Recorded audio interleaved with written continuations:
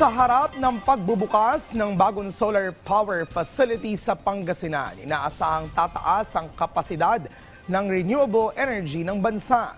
Good news din ito dahil kaya nitong makapagbigay ng kuryente sa mahigit 75,000 bahay. Si Bridget Marcasi Pangosvia ng PTV Cordillera sa detalye.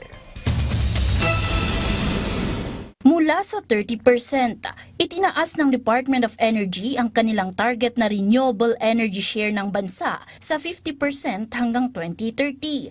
Kasunod ito ng inaugurasyon ng ikatlong solar power facility sa Pangasinan.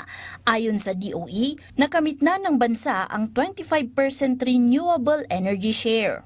Through the Philippine Energy Plan, we are working towards increasing the share of renewable energy in the power generation mix to 35% by 2030 and 50% by 2040. We are on target to 2030, reaching more than 25% renewable energy in 2025. The Board of Investment's latest report highlighted that renewable energy not only drives but leads to Philippine investments.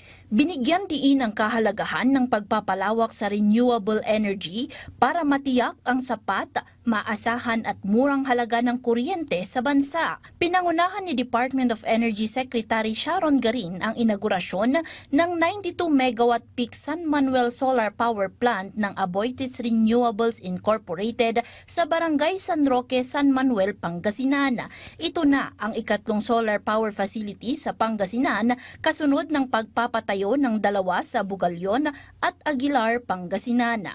I'm so grateful to the leaders of Pangasinan as well as this town because they're part of the DOE's push for energy independence, energy stability. Inaasahang makakalikha ang naturang pasilidad ng 146 gigawatt-hour ng malinis na enerhiya kada taon, sapat upang makapagbigay ng kuryente sa mahigit 75,000 na kabahayan. Ang pasilidad ay binubuo ng 150,000 solar panels na nakakonekta sa national grid sa pamamagitan ng 69 kilovolt substation at 7.4 kilometers transmission line. Malaking pasalamat po ng Department of Energy.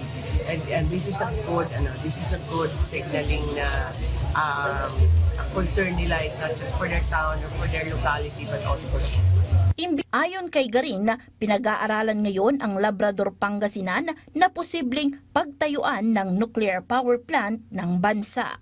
Bridget Marcasi Pangosvia para sa Bayan.